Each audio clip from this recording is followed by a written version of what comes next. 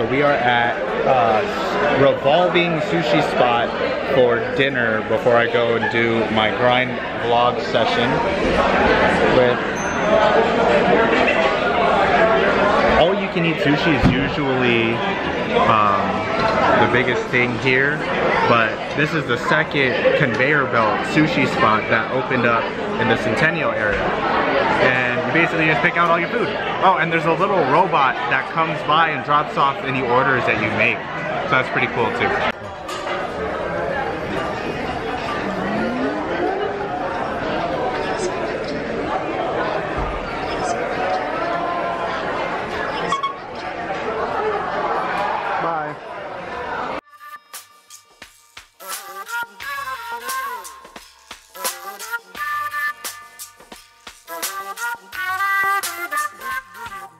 All in Vegas, where I go to every poker room in Las Vegas and I do a vlog for you guys. Jumping right back in it. Took a long break, but you guys just saw my Aria back in January. It is now the middle of March and I just pulled up to the Green Valley Ranch. Just parked here in the garage. Green Valley Ranch is a Station Casinos. I actually have never been here to play poker before. Just had a great lunch at Sapporo. Ate some sushi and went to a cool bakery cookie place. But what we're gonna do is we're gonna go explore the Green Valley Ranch, see how the poker room does. Let's walk around, let's check it out. But yeah, Station Casinos, so if you have your card, bring it along with you. So what needs to happen is I need to pick up the poker action a little bit. The World Series is coming up in a couple of months and I'm planning to play a lot at the series, so I want to take a break from doing cash games at the casinos and strictly play the World Series. So I want to pick up the action a little bit beforehand and play a little bit more often. I'm finally caught up on all the videos, so as soon as I shoot this, I should be able to edit it and post it up for you guys. But yeah, someone told me this is one of the nicer local casinos, probably one of the only ones that in the Green Valley or Henderson side that people go to. I was looking at the different games that they were spreading and I noticed that they actually spread a lot of different games, and I even saw an interest list for 5-5. So that's super interesting that they spread a little bit bigger games than the other station casinos like Red Rock or Santa Fe. But just walking in here, let's check it out.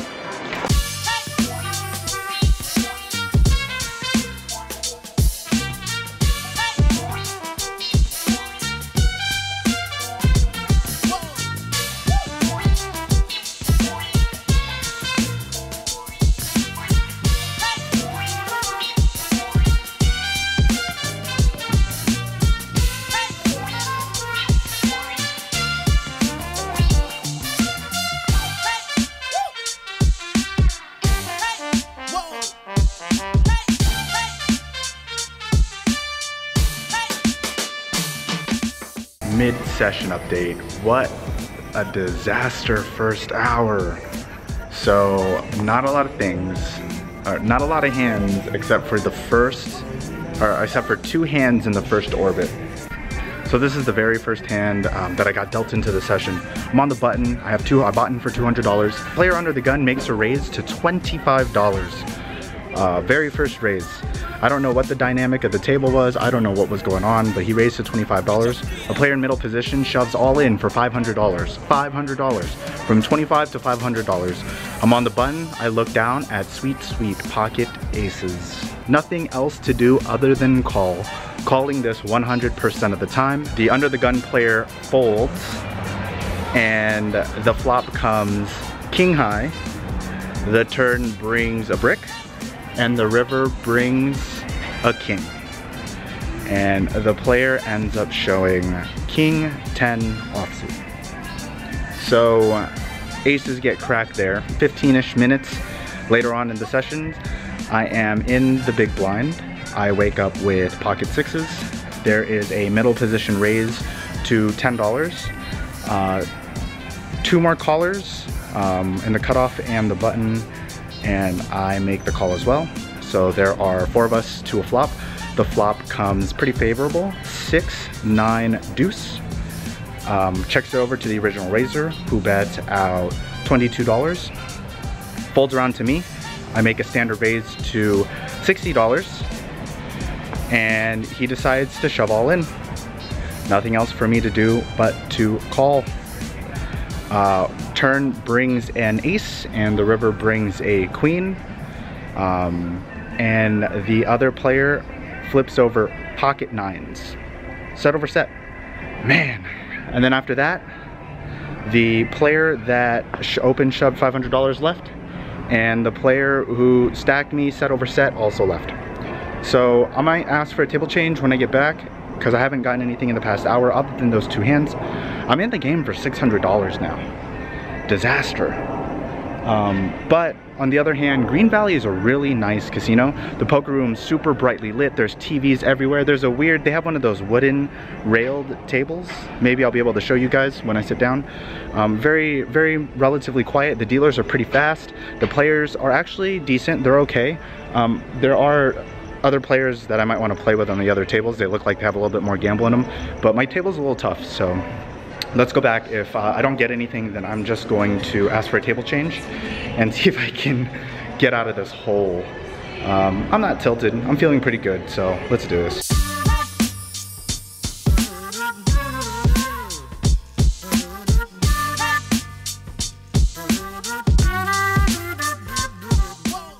Just taking a quick walk. Probably in the game for about like three hours.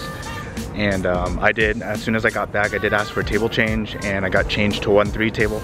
Not too much different, except for just like what I said in the last video, 1-3 runs true to its raise sizings.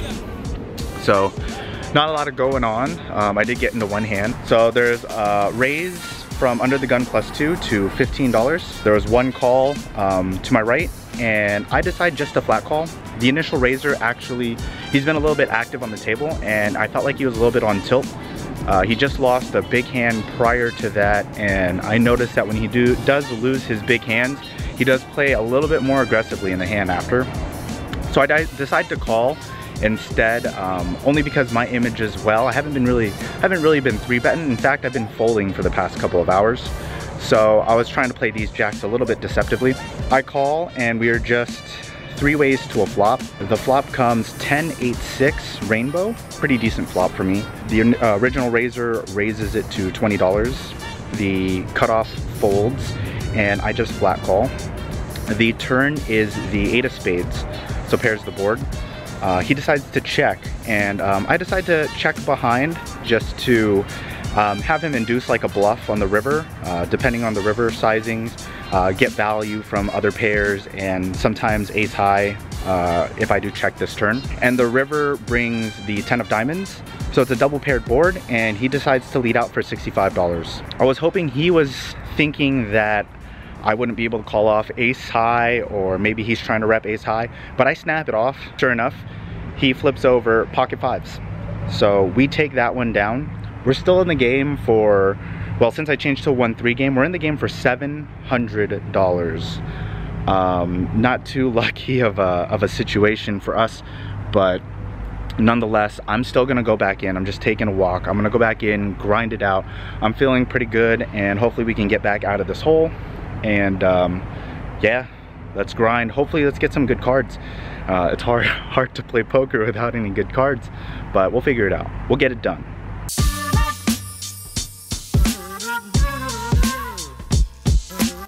Yo, they have a pizza rock in here. I love me some good pizza. Sorry, it's getting a little loud, you guys. I just finished the session.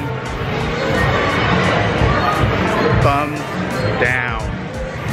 Man, I don't think I've ran worse in a session in the past in the past 6 months, or maybe even the past year. I haven't ran this bad, but it's okay. Let's get to a quieter area. Let me get back to my car. All right, guys, I'm still in the parking lot of Green Valley. Just got into my car. I didn't run so good today. After my second break, I walked around, I came back, our table started to break a little bit. So I requested a table change, and the only other games that they had was a 1-2 game. While we were waiting for seats to open up, I got into a hand with top pair, top kicker against a short stack. I flopped jack, and the short stack had about like $80, $90. It went bet, bet, bet, and he ended up turning 2 pair. Can't do anything about that one, especially against a short stack. Got the table changed to a 1-2 table. I sat down, got a couple pocket pairs, ended up calling and not connecting on the flop in a multi-way pot. So next thing I know, I was still grinding. I was under the gun. I woke up with pocket jacks, raised it up to $10. There's one call from a short stack on the button. The button only has about like $100. So yeah, I'm under the gun. I raise it up to 10. The button calls. The flop comes 7-7 deuce. I go ahead and make a continuation bet for $12. He takes a little bit of time and he just calls. The turn is a 7. I decide to put a little bit more pressure on him and bet out $22, and he snaps it off. The river comes a blank, and he has about, I think, $60 left. So I go ahead and make a down bet of $25. I probably should have checked here, but I don't think I can get away from a short stack again.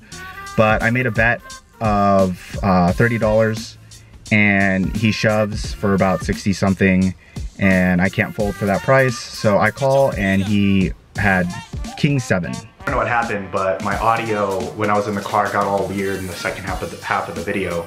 But yeah, for pocket jacks, I don't really know I don't know why I'm down betting the river now that I'm rethinking about the hand. Am I trying to get value from like pocket 9s or pocket 8s, pocket 10s, other pocket pairs, possibly ace king that could possibly call me down, but probably not at those stakes.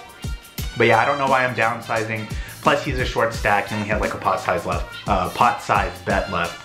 So I'm still gonna be calling either way, but my river down bet really doesn't make sense. All in all, guys, I was in the game for $700 and I cashed out for $300.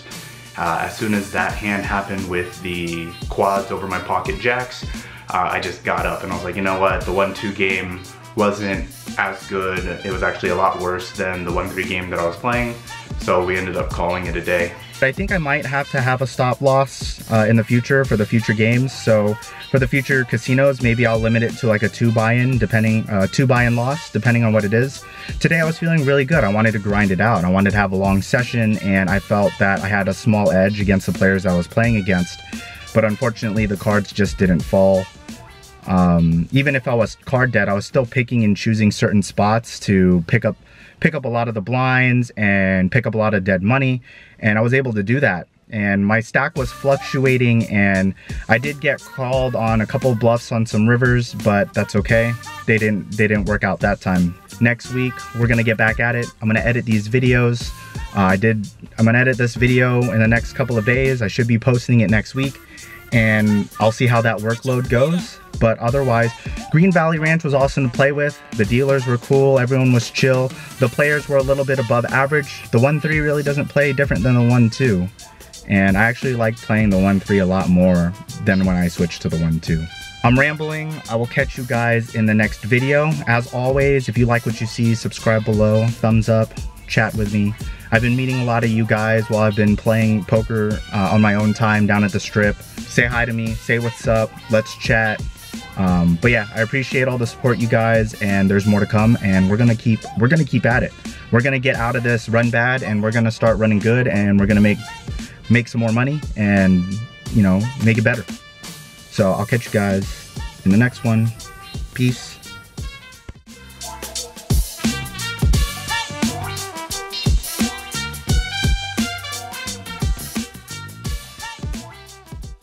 And they also opened a cookie spot right next to the sushi spot. That's called Crumble Cookies. And look, that looks fucking good. Gonna eat these cookies and we're gonna head down to the Green Valley Ranch to play some poker.